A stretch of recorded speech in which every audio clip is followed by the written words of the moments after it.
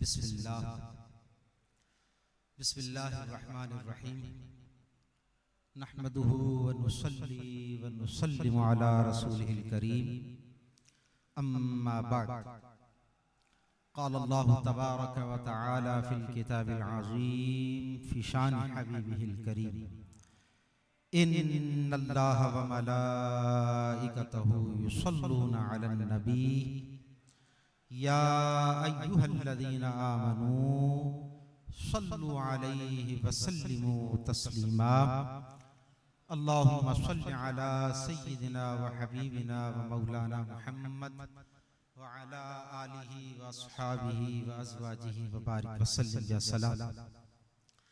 बहुत ही मुख्तसर हम्द व सलात के बाद अल्लाह रब्बुल आलमीन की बारगाह में दुआ, परवरदिगार आलम महफिल मुक़द्दस हमारी हाज़री, गुफ्तगू, समाअतें, मोहब्बतें, अक़ीदतें सबको अपनी बारगाह में कबूल फरमाए और जिन मक़ासिद खैर के लिए इसका इनेक़ाद किया, पेशे खबीर क्या मुझे हाजत खबर की है, अल्लाह ताला सब जानने वाला है। जुमला मक़ासिद खैर के अंदर कामयाबियाँ और कामरानियाँ नसीब फरमाए। वमा तौफ़ीक़ी इल्ला बिल्लाहिल अलिय्यिल अज़ीमिल करीमिर रहीमिल मजीद।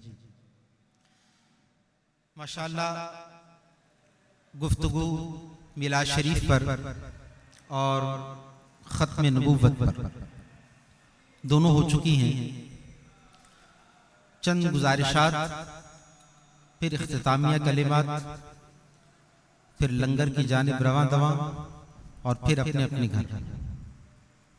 लेकिन जो असली बात क़िबला शाह साहब ने फरमाई है कि हर इंसान अपनी जिंदगी के अंदर कुछ एक पहलू ले ले और उस एक पहलू पर एक साल के अंदर कोशिश कर ले तो हमारे अंदर बहुत सारी तब्दीलियां पैदा हो सकती हैं, बहुत सारे इनक़िलाबात रूनुमा हो सकते हैं। लेकिन हमारी इस कौम की जो मत मारी गई है उसका क्या किया जाए, इसका कोई मदावा हमारे पास है नहीं। यानी उनके अल्ताफ तो हैं आम शहीदी सब पर, तुझसे क्या जिद थी अगर तो किसी काबिल होता।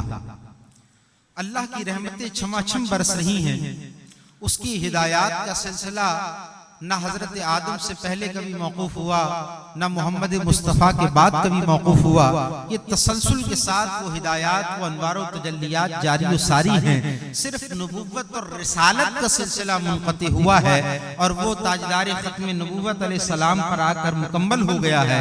लेकिन अल्लाह की हिदायत, तालीमात, फैज़ान, अल्लाह के अल्ताफ, इकरामात, इनामात, उसका तसलसल तो हजरत आदम से लेकर अब क़यामत तक चलते रहना है। लेकिन हमने अपने आप को इतना बिगाड़ लिया है कि हम किसी भी इस्लाह की बात को कबूल करने के लिए तैयार नहीं। हमने कसम खा रखी कि हमने और हमारी कौम ने किसी भी तरह सुधरना नहीं। अब देखिए, इसको मिलाद शरीफ के हवाले से समझने की कोशिश करें ताकि आप लोगों की सोई समझ शरीफ के अंदर कोई बात आ जाए तो पैगाम कुछ वसूल हो जाए। अल्लाह ताला कुरान मजीद फुरकान हमीद में इरशाद फरमाता है, मशहूर आयत मुबारक आपने बेरबहा मर्तबा सुनी होगी, लक़द मन्नल्लाहु अलल मुमिनीना इज़ बअसा फ़ीहिम रसूला, कि बेशक मैंने तुम पर एहसान फरमाया है ईमान वालों कि तुम्हारे अंदर अपने रसूल को मबूस फरमा दिया।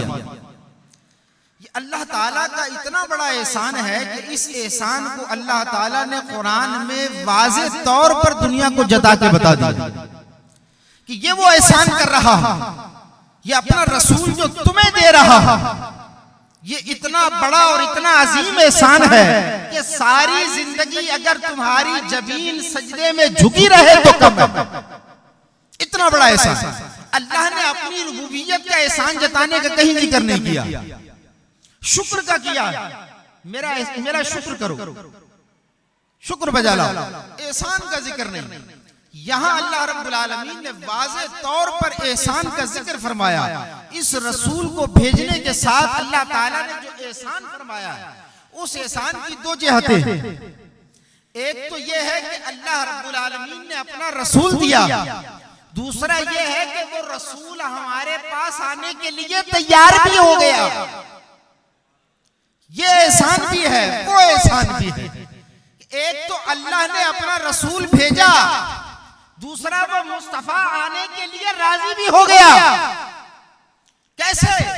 इसलिए कि जो उस कुर्बे खास में रहता है वो उस कुर्बे खास को छोड़कर यहां आना पसंद नहीं करता। ये मुस्तफा की इस उम्मत से मोहब्बतें हैं कि अल्लाह के कुर्बे खास की तजल्लियात को छोड़कर गुनाहगारों के पास तशरीफ ले आए, सिराजे मुनीर बनकर तशरीफ ले आए हैं, हिदायत के चिराग बनकर तशरीफ ले आए हैं, दुनिया को नवाजने के लिए, सजाने के लिए, संवारने के लिए तशरीफ ले आए हैं। इसलिए कि अगर मुस्तफा ना आते तो आला हजरत फरमाते हैं होते कहां खलीलो मिना काबो मिना, लौलाद वाले साहिबी सब तेरे घर की है, ये सब तेरा सदका है सोनिया। अगर तू न होता तो ना आदम होते, ना खलील होते, ना काबतुल्लाह होता, ना मिना की बहारें होती। ये जितना रंगो बू के अंदर जो गुलशन महका हुआ है मुस्तफा तेरे दम कदम से तो है, ये तेरे दम कदम से है। तो अल्लाह का एक एहसान कि उसने सोना महबूब हमें अता फरमाया, दूसरा एहसान ये कि उस महबूब ने इस गुनाहगार उम्मत को कबूल कर लिया। दोहरा एहसान है, दोहरा एहसान। और इस भेजने के साथ परवरदिगार आलम ने जो 3-4 बातें मोटी मोटी बयान की हैं, 3-4 बात, उनमें से मैं 1-2 बातें ले रहा हूं और बगैर किसी तमीज़ के ले रहा हूं ताकि इख्तिताम की तरफ चले जाएं और आप बर वक्त महफिल को खत्म कर सकें। देखिए अल्लाह रब्बुल आलमीन ने जब ये भेजने की बात की है ना, 3 से 4 मकामात पर जिक्र किया है और तकरीबन 3-4 मकामात पर हर जगह ये बात यकसा है, कहीं तकदीम के साथ कहीं ताखीर। मैं उसकी हिकमतों में नहीं जाऊंगा, लेकिन अल्लाह ने फरमाया कि मैं ये रसूल तुम्हें भेज रहा हूं तुम्हारे दरमियान। ये रसूल आकर पहला काम ये करेगा, ये मेरी कुरान की आयतें पढ़ पढ़ के तुम्हें सुनाएगा। यतलू अलैहिम आयातिही, इसने आकर पहला काम क्या करना है? कुरान की आयतें पढ़ पढ़ के सुनाना है। और ये वो बात है कि मैं इससे बातें करूंगा, ये तुमसे बातें करेगा। कुरान पढ़ पढ़ के सुनाना है, मैं उसका तर्जुमा अपने अंदाज में कर रहा हूं, यानी मैं इससे बातें करूंगा, ये तुमसे बातें करेगा। जिसको हसन रजा खान फरमाते हैं कुल कह के अपनी बात भी मुंह से तेरे सुनी, कुल ए सोनिया तू कह वल्लाहु अहद, वो अल्लाह एक है। तो परवरदिगार तू बराह रास्त फरमा दे, तुझे किसने रोका? तुझे किसने रोका? तू खालिक है, मोहम्मद मखलूक है, तुझे हक है तो तू बराह रास्त वल्लाहु अहद कह देता। तो हसन रजा खान फरमाते हैं कुल कह के अपनी बात भी मुंह से तेरे सुनी, इतनी है तेरी गुफ्तगू अल्लाह को पसंद। यानी अल्लाह को अपने महबूब की बातें करना इतना अच्छा लगता है कि अपना एक होना भी मुस्तफा की जबान से सुन रहा है। मैं तू कह, मैं एक हूं इसमें कोई शक नहीं, लेकिन जब तू कहेगा मैं एक हूं इसका लुत्फ ही कुछ और। मैं एक हूं, ये हकीकत अबदी है, कोई शक नहीं इसमें, ये हकीकत अबदी है। क्योंकि अगर कायनात में एक भी रसूल न भेजा जाता तब भी अल्लाह के एक होने में किसी को शक नहीं हो सकता। अल्लाह की वहदानियत और उसकी तौहीद के दलाइल बेबहा। ये रसूल, ये अंबिया तशरीफ लाए, ये उस रब्बुल आलमीन का इंसानियत पर करम है कि उसने इंसानों को नवाजने के लिए, अपनी हिदायत को आसान करने के लिए, अपनी हिदायत को मजीद बेहतरीन तरीके से अपने बंदों तक पहुंचाने के लिए अंबिया और रसूलों का सिलसिला जारी फरमा दिया। लेकिन अगर ये न होता तो ये कायनात की इतनी निशानियां हैं। मुझे बताओ, ये दुनिया के अंदर आज भी जो गैर मुस्लिम गोरे जो मुसलमान हो रहे हैं, आज कौन सा नबी इनके दरमियान मौजूद है जो तबलीग कर रहा है? आज कौन सा रसूल है इनके दरमियान जो तबलीग कर रहा है? मेरे मुस्तफा करीम अलैहिस्सलाम पर्दा फरमा गए, अपनी रिसालत और नबुव्वत की जिम्मेदारियां मुकम्मल फरमा गए।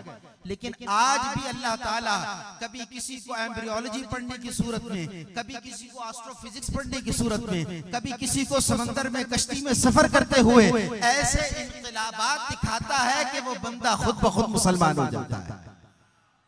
अल्लाह की वहदानियत की दलीलें हजार हैं, लेकिन फिर भी उसने रसूलों और नबियों को भेजा ताकि हम जैसे गुनाहगारों पर करम हो जाए, रहम हो जाए, इनके लिए आसानियां हो जाए, ताकि ये खुदा के बंदे कभी इस दर कभी उस दर भटकते ना, इनको वो पैगाम आसानी से मुयस्सर आ जाए।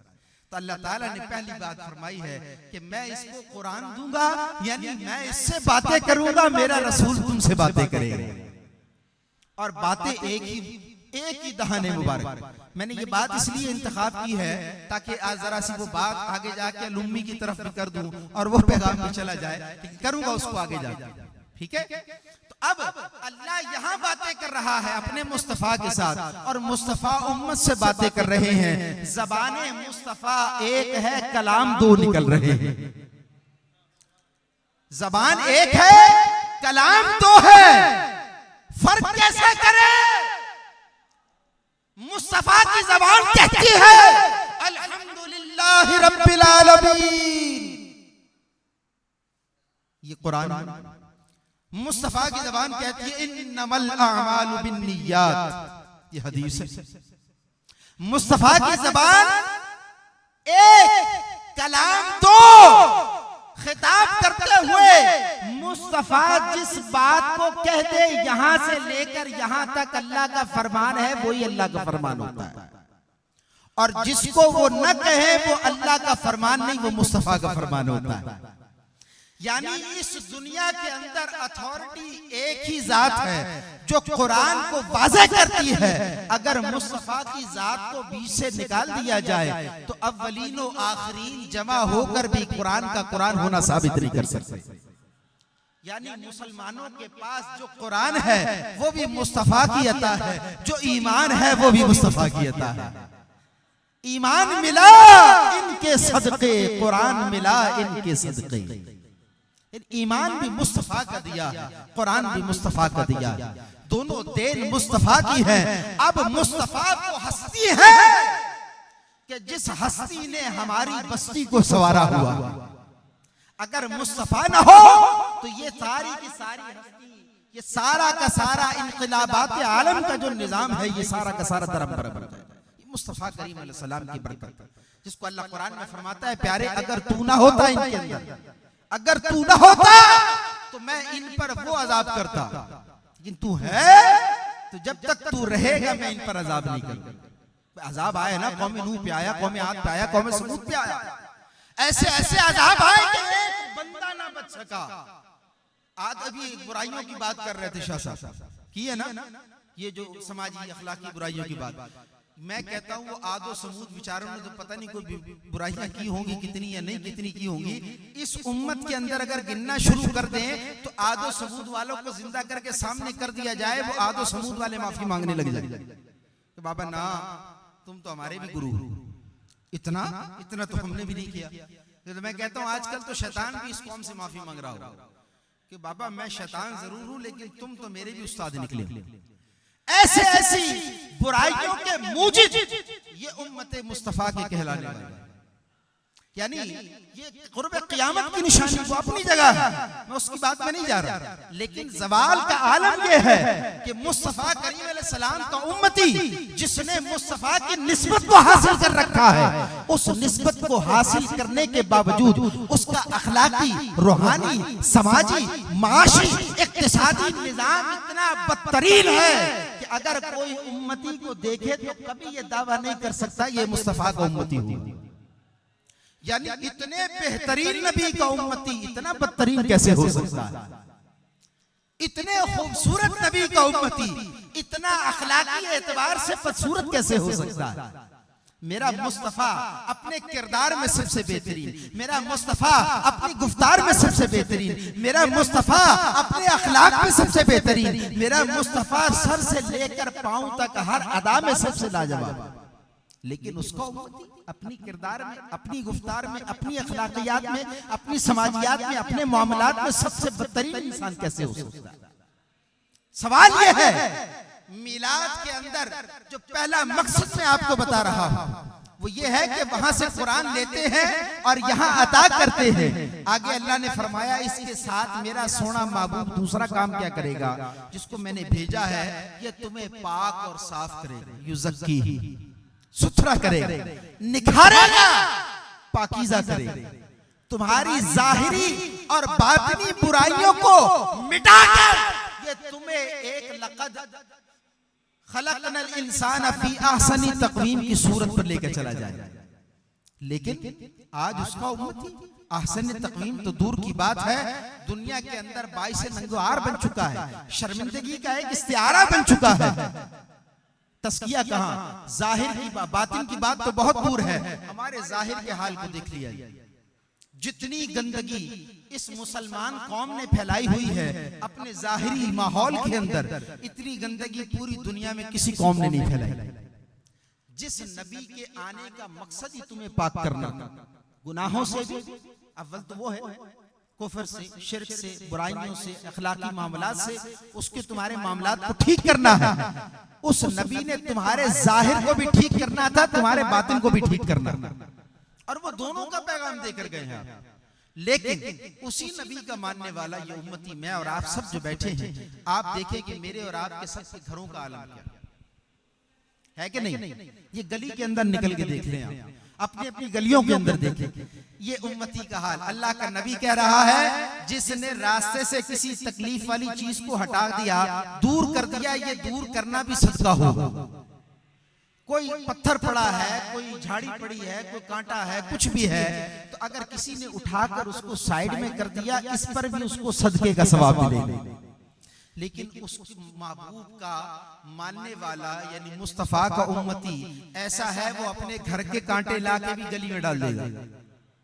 दूर तो उसने क्या हटाना, गटर के ढक्कन कहीं नहीं मिलेंगे, यहां लगा वहां गायब, ये किया वो गायब, पान खा रहा है नस्वार खा रहे हैं, मस्जिद के सारे जनाब वुजू खाने के अंदर आप देख लें, आई समझ में? कहीं आपको पान की टिकिया को गुटके मिलेंगे, उसके निशान मिलेंगे, यानी कलर की तो इस कौम को जरूरत ही कोई।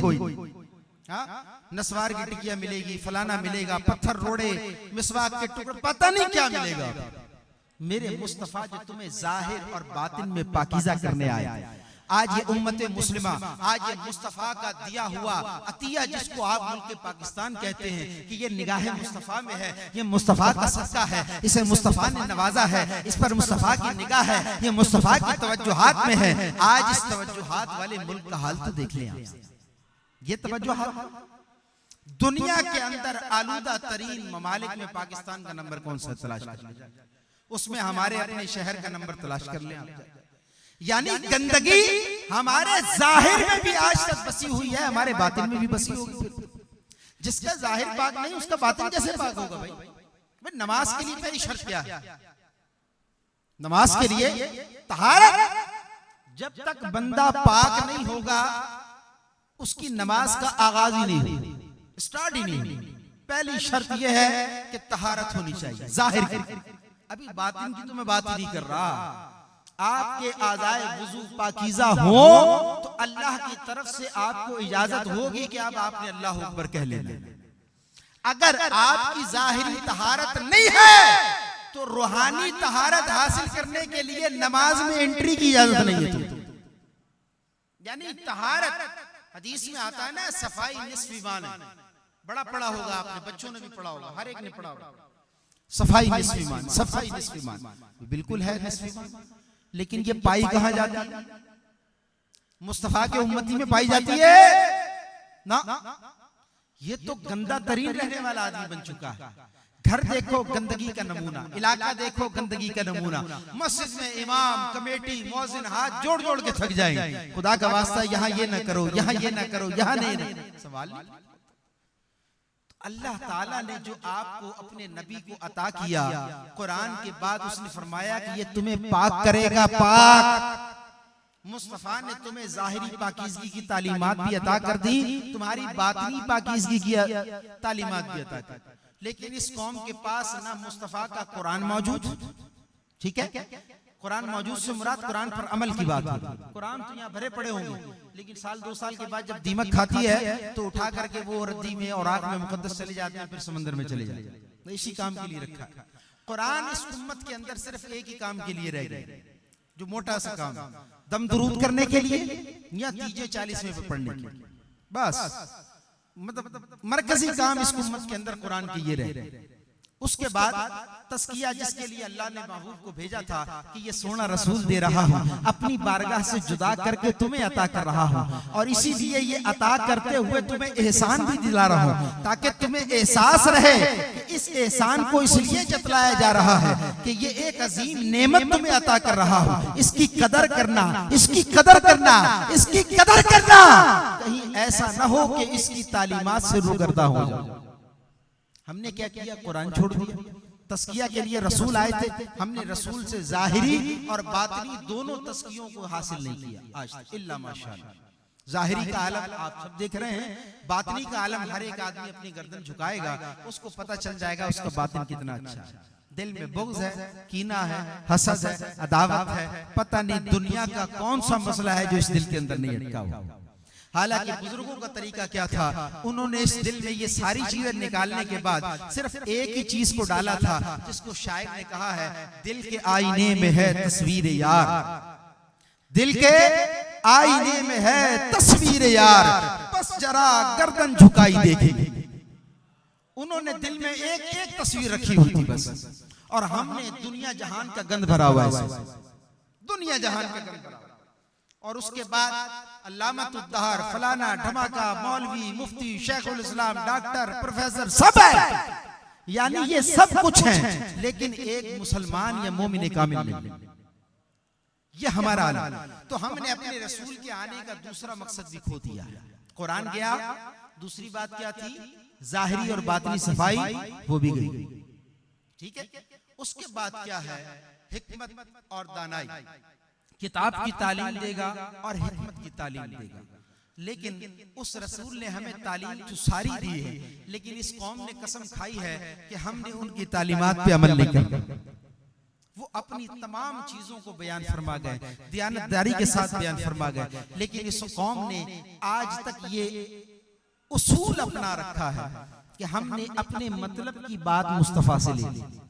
अपने मतलब की बात क्या है, मुस्तफा का मौलवी साहब के पास आएंगे, किबला डॉक्टर साहब वो कोई वजीफा बता देना, वो फलाना मसला, उसके लिए वजीफा बता दे।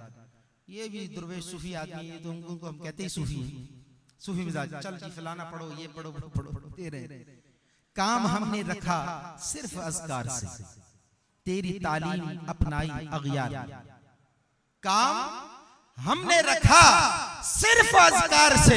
सुभान अल्लाह, सुभान अल्लाह, सुभान अल्लाह, माशाअल्लाह, माशाअल्लाह, सल्लल्लाहु अलैहि वसल्लम, सल्लल्लाहु अलैहि वसल्लम। तस्बीहें चल रही हैं। वो बाबुल शाह साहब कहते हैं ना, तस्बीह फिरी पर दिल नहीं फिरिया। ये फेर फेर के आप उल्टे सीधे तो हो जाते हैं, लेकिन आपका जाहिर और बातिन कभी नहीं सुधरता। क्यों? क्योंकि तस्बीह फिर रही है, दिल नहीं फिर रहा। हकीकत में दिल को बदलना, फेरने का मतलब बदलना है। तो काम हमने रखा सिर्फ अज़कार से, तेरी तालीम अपनाई अग़यार ने। हश्र में मुंह दिखाएंगे कैसे तुम्हें, हमसे ना करदा कार उम्मती या नबी। मुस्तफा के सामने किस मुंह से पेश हो? यानी मुस्तफा की आमद के अंदर जो बुनियादी बातें हैं, कुरान है, तहारत, तस्किया, ज़ाहिर और बातिन, और किताब यानी हिकमत और दानाई, ये चार मोटी बातें अल्लाह ने तकरीबन 4 मकामात पर मुस्तफा की आमद के साथ बयान की। मैं बाकी तफसीलात में नहीं जा रहा। तो उन चारों के अंदर हमारा हाल ये है कि हम किसी एक पर भी अमल के काबिल नहीं। और कुरान के साथ तो हमने जो हाल किया है उसका अल्लाह ताला ने कुरान में खुद ही बयान फरमा दिया है कि मेरा मुस्तफ़ा क़यामत में किस चीज़ की शिकायत करेगा। अल्लाह ताला फरमाता है, इन्ना कौमी इत्तखज़ू हाज़ल कुरान महजूरा, कि या अल्लाह मेरे बाद इस उम्मत ने, इस कौम ने कुरान मजीद को पसे पुश डाल दिया। आज कुरान हमारे पास अंदर रेकों में तो मौजूद है, दराजों में तो मौजूद है, हमारे सीनों में मौजूद नहीं, हमारे किरदार में मौजूद नहीं है, हमारे अमली जिंदगी के अंदर कुरान मौजूद नहीं है। और फिर उसके बाद अगर कोई ये बात करता है कि हम पर फुला क्यों मुसल्लत है, हम पर फुला क्यों मुसल्लत है, हमारे साथ ये सुलूक क्यों हो रहा है, उम्मत मुस्लिमा मिन हैसुल मजमू जलील क्यों हो रही है, तो उसकी वजह ये है कि जिस कौम के पास कुछ नहीं था, वो कौम जो सहराओं के अंदर ऊंट चरा चरा कर जिंदगी गुजारती थी, अल्लाह ने जब मुस्तफा दिया, मुस्तफा ने आकर कुरान दिया, कुरान के साथ आकर तस्किया किया, तस्किये के साथ हिकमत और दानाई दी, तो अल्लाह रब्बुल आलमीन ने उन ऊंटों को चराने वालों को वो इज्जत और वक़ार अता फरमाया कि अल्लाह रब्बुल आलमीन के ये बंदे सिर्फ कुछ ही सालों के अंदर उस जमाने की सुपर पावर कैसर और किसरा को अपने जमीन के अंदर लेकर आ गए, अपने पैरों के नीचे कुचल डाला। किस वजह से? क्योंकि इन्होंने मुस्तफा के आने के मकसद को समझ लिया, कुरान को पकड़ लिया था, तस्किया ज़ाहिर व बातिन कर लिया था, अपने अंदर मुस्तफा की हिकमत और दानाई को समेट लिया था। तो अल्लाह ताला ने इन चरवाहों को, जिसको ज़ाहिरी तौर पर हम चरवाहा कहते हैं, यानी ऊंट चराने वाले, बकरियां चराने वाले, बदवी और देहाती लोग जो थे, अल्लाह रब्बुल आलमीन ने उन कबाइल को ऐसा इज्जत और वक़ार अता फरमाया कि किसरा के कंगन, किसरा के सोने जवाहिरात उनके कदमों में ढेरों के ढेर लगा दिए। क्यों? क्योंकि वो मुस्तफा के गुलाम, जिसको कहते हैं ना गुलामी रसूल में मौत भी कबूल, मौत से पहले अगर गुलामी रसूल में जिंदगी को कबूल कर लिया जाए तो अल्लाह रब्बुल आलमीन इसी जिंदगी में वक़ार अता फरमा दे। उखरवी जिंदगी की तो बात ही अलग है, वो तो बात ही अलग है। लेकिन इस कौम ने जब तक अपनी जिंदगी में मुस्तफा को हकीकी माना में तस्लीम नहीं करना, तस्लीम से मुराद ये है कि अपने जाहिर और बातिन पर मुस्तफा के फरमान को नाफिज नहीं करना, तो आमदे मुस्तफा मरहबा कहने का हक आपके पास नहीं, क्योंकि मरहबा वो कहेगा जो मुस्तफा की तालीमात को भी मरहबा कहेगा। ऐसा तो नहीं है कि सिर्फ आमदे मुस्तफा मरहबा, तालीमात मुस्तफा जा जा, ऐसा तो नहीं है कि मुस्तफा जो आए हैं तो अपने साथ तालीम भी तो लेकर आए ना। अभी वो कोई शेर पढ़ रहा था यहाँ पर कि नूर वाला आया है, नूर लेकर आया है, यहाँ ये पिछली महफिल में पढ़ा किसी, तो नूर वाला आया वो तो मुस्तफा है, नूर लेकर आया वो क्या है बताओ ना। मैं नूर वाला आया, इसमें तो सारे झूम जाओगे। नूर वाला आया है, नूर लेकर आया है, वो नूर तुम्हारे पास लेकर आया, तुमने लिया नहीं। मुस्तफा लाए तो है, तुमने लिया नहीं। अगर ले लेते तो यह हाल न होता। दरसे कुरान अगर तुमने भुलाया होता, जमाने ने जमाना न ये दिखाया होता। तो लिहाजा आमद मुस्तफा की मकसद को समझने के लिए हमें अपनी जिंदगी में भी उन मकासद को नाफिज करना होगा। और आखिरी गुफ्तगू का जो हिस्सा और खिताब है आजकल चल रहा है अल उम्मी के हवाले से, तो मैं यही बात आपको बारहा अर्ज कर चुका हूँ और मुख्तलिफ पैरायों में मुख्तलिफ जगह पर कि देखिए हमारा मुस्तफ़ा करीम अलैहिस्सलाम से जो ताल्लुक है, उस ताल्लुक के अंदर हमारी जानिब से खताएं पैदा हो रही हैं। ये उन्हीं खताओं का खमियाजा है जो उम्मत मुस्लिमा वक्तन फवक्तन मुख्तलिफ हालात और मुख्तलिफ वाक़यात की सूरत में भुगत रही है। अगर आपके माबैन ताल्लुक मुस्तफ़ा मजबूत और मुस्तहकम होता तो फिर कोई वजह नहीं थी कि मुस्तफ़ा करीम अलैहिस्सलाम के खिलाफ किसी भी दर्जे में, किसी भी जगह पर, किसी भी मुकाम पर, किसी भी खित्ते में कोई हल्की बात करने की जरूरत का वार। हमारा ताल्लुक बड़ा कमजोर हो गया और उसकी वजह यह है कि हमने मुस्तफ़ा करीम अलैहिस्सलाम से मोहब्बत का ताल्लुक या तो नातों की हद तक रखा है या किसी महफिल या प्रोग्राम की हद तक रखा है, और इसी के अंदर हमारा इश्क और मोहब्बत और नारे और जज्बात और ये सारे मामला चले जाते हैं। लेकिन खैर बात यह है कि अब मुस्तफ़ा करीम अलैहिस्सलाम को जो अनपढ़ कहने की बात आजकल हमारे ज़माने में चल रही है, उस अनपढ़ की बात पर तो उलमा ने बहुत सारे जवाबात दिए हैं। मैंने उस पर 2-3 बातें की हैं। एक बात सिर्फ यहाँ अर्ज करना चाहता हूँ कि इल्म जब बहुत तरीके से हासिल न किया जाए ना, यानी जिस तरह पानी अपने बहाव के साथ आता है, अगर उसको आगे रास्ता ना बना दिया जाए, जिसको आप डैम शैम कहते हैं, तो फिर वो क्या होता है, वो कोई ना कोई रास्ता बनाता हुआ कहीं ना कहीं बेलगाम मुजोर होकर कभी इधर घूमेगा, कभी उधर घूमेगा। कभी इल्म का भी यही मामला है तकरीबन, कि जब इंसान के पास इल्म आता है तो फिर पीछे एक और भी मुअल्लिम खड़ा हुआ है, जिसको आप मौली में मलाइका मशहूर नाम जमानों में कहते हैं, वो मौली में मलाइका था नहीं था वल्लाह वाला बहस में मैं नहीं जाता, तो वो आपसे बड़ा आलिम है, ये बात याद रखिए। तो इल्म की फरावानी कभी भी इंसान को कामयाबी और कामरानी से हमकनार नहीं कर सकती जब तक कि उसके आगे एक मुनज़्ज़म किस्म का डैम मौजूद ना हो। तो अगर पीछे सैलाब का पानी आ रहा है तो तबाही मचाएगा, लेकिन अगर आगे उसको कंट्रोल करने वाला दहाना डैम मौजूद है तो वो पानी इंसान का बिल्कुल तरीके से जाकर के वहां सिमटता हुआ एक रास्ता बनाकर आपके लिए फायदा देने वाला बन जाएगा, वरना वो शहर के शहर, इलाके के इलाके जो जद में आएगा उसको समेटता हुआ चला जाएगा।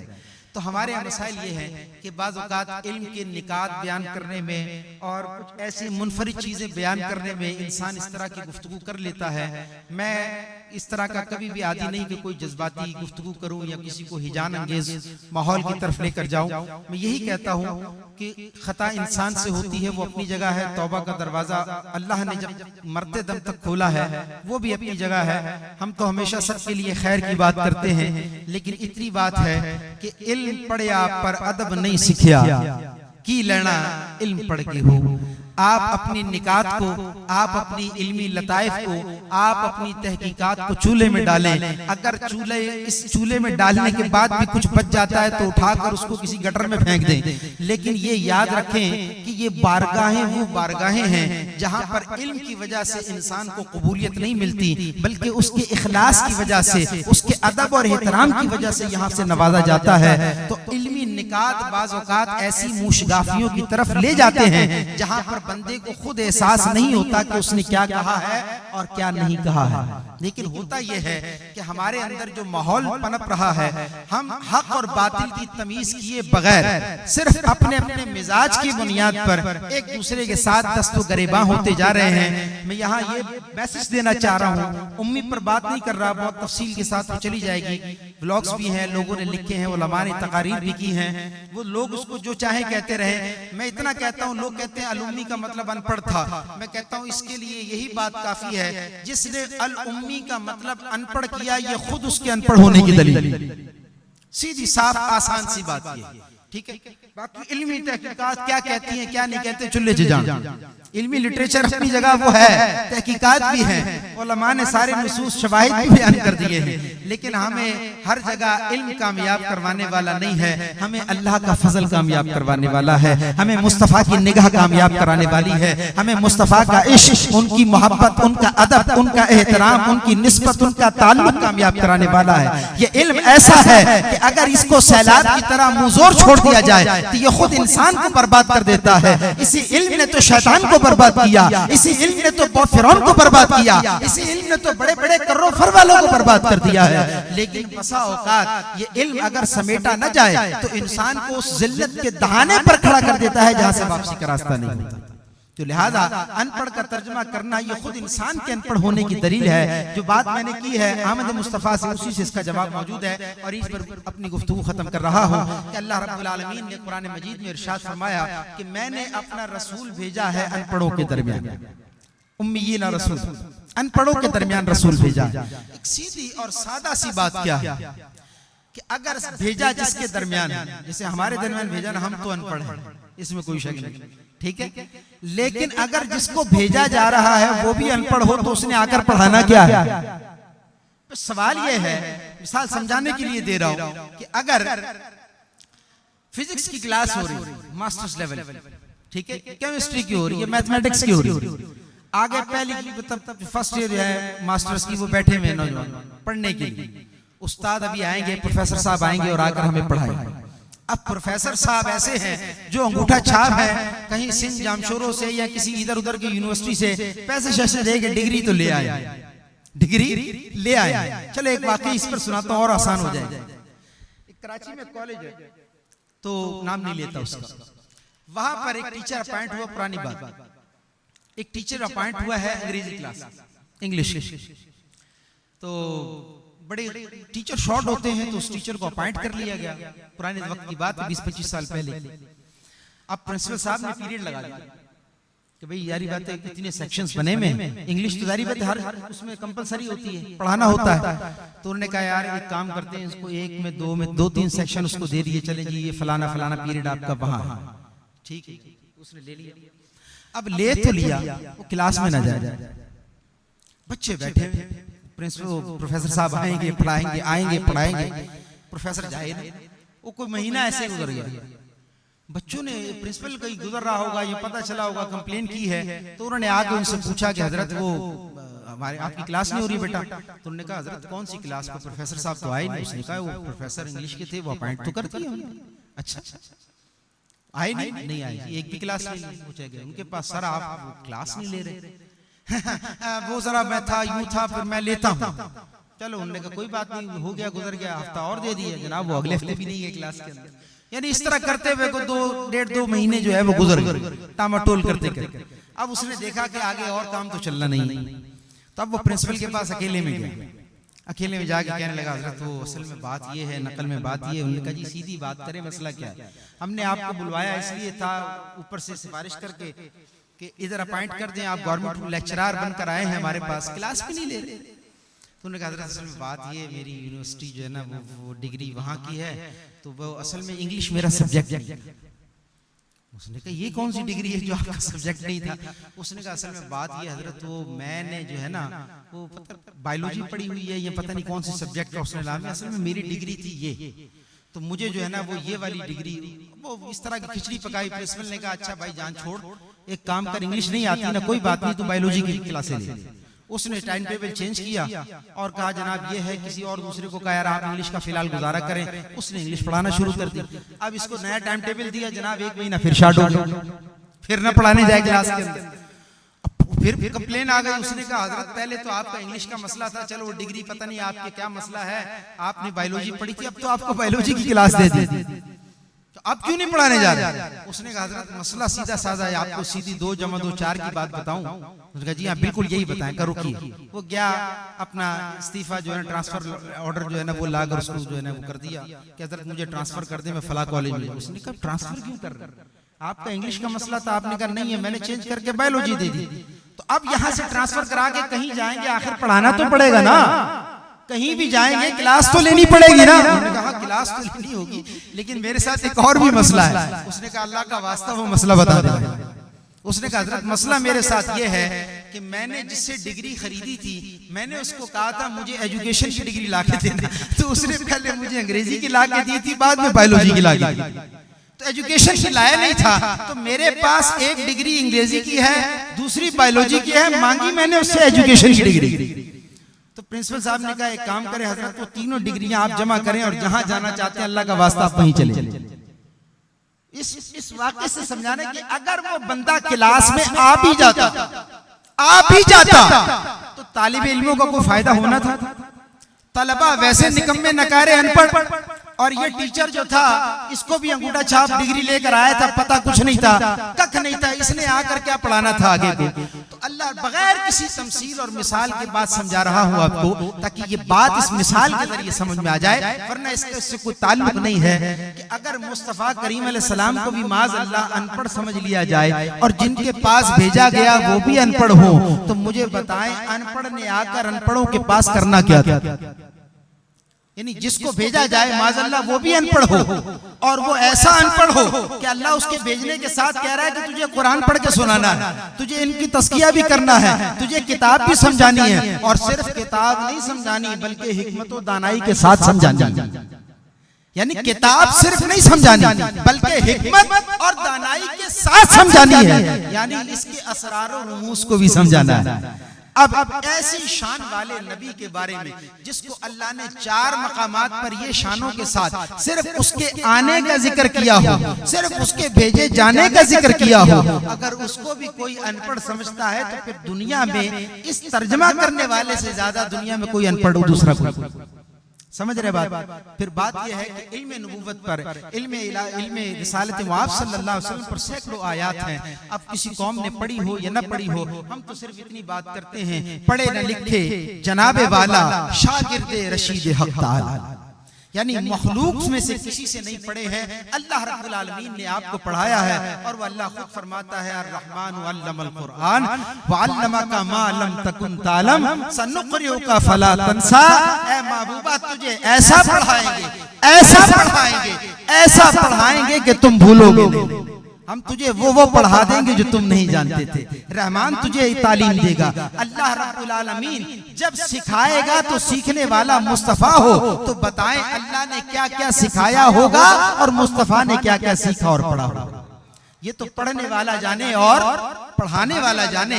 ये वो राज मारूस की बातें हैं जो हबीब और महबूब के दरमियान है। परवरदिगार आलम हमें अपनी जिंदगियों के अंदर अदब एहतराम नसीब फरमाए और हमारी जिंदगी के अंदर मुस्तफ़ा की आमद का जो मकसद है, मुस्तफ़ा की आमद का जो बुनियादी मकासद हैं, जो मैंने आपके सामने दो चार रखे हैं मोटे मोटे, इस पर अल्लाह हमें अमल की तौफीक अता फरमाए।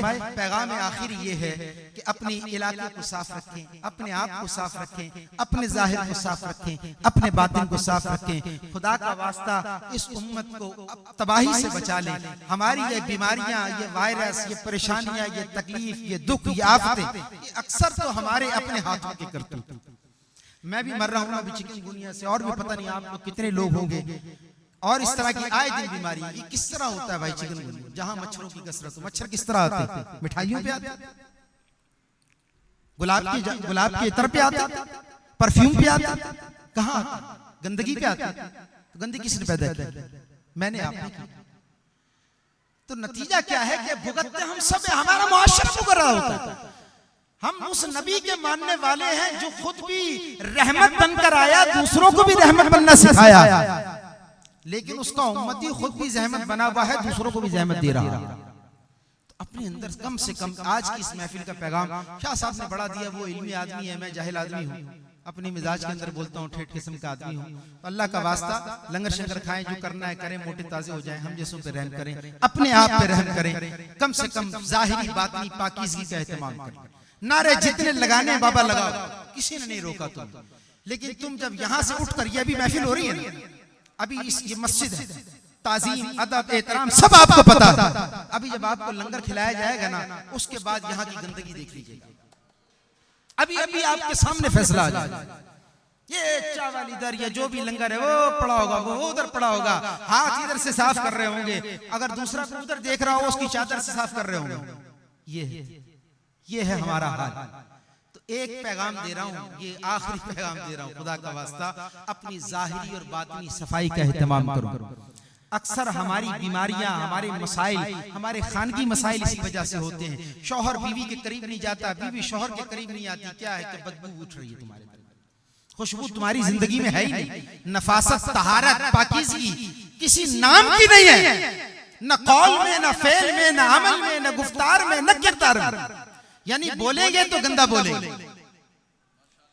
बोलेंगे तो गंदा बोलेंगे, करीब से गुजरेंगे तो गंदगी फैलाएंगे। आप पाकीज़ा नबी की उम्मती हो तो उस नबी की नुमाइंदगी कर रहे हो, तो पाकीज़गी पैदा करो अपने अंदर, तहारत पैदा करो, जाहिरी और बातिनी। तहारत जब तक नहीं जाहिरी होगी तो बातिनी आएगी ना। मैंने नमाज की मिसाल दिया। तो लिहाजा अल्लाह रब्बुल आलमीन से दुआ करता हूँ, परवरदिगार इस मुक़द्दस महफिल के तवस्सुस से हम सबको मुस्तफ़ा करीम अलैहिस्सलाम की गुलामी अता फरमाए और मुस्तफ़ा की आमद के जो मकासद हैं, उन मकासद पर हमें और आप सबको अल्लाह रब्बुल आलमीन हकीकी माना में अपनी जिंदगियों में अमल करके नाफिज करने की तौफीक अता फरमाए। वमा तौफीक़ी इल्ला बिल्लाहिल अलिय्यिल अज़ीमिल करीम। सुभान अल्लाह, माशाअल्लाह, बुलंद आवाज़ से कहें सुभान अल्लाह।